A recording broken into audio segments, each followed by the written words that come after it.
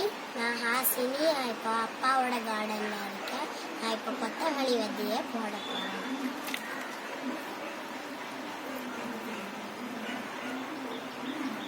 இந்த கொத்தமல்லி விதையை போட்டதுக்கப்புறம் நம்ம கொஞ்சம் மண்ணை போட போகிறோம்.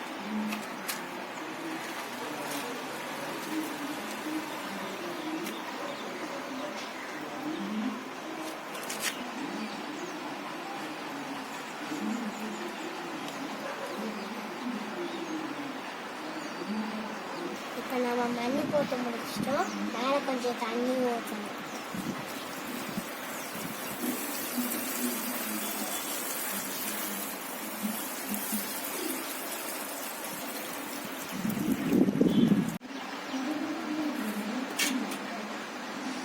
இப்படியே நம்ம ரெகுலராக தண்ணி ஊற்றி விட்டுருந்தோம்னா நம்ம கொத்தமல்லி செடி வளர்ந்துடும். பாய், தேங்க்யூ.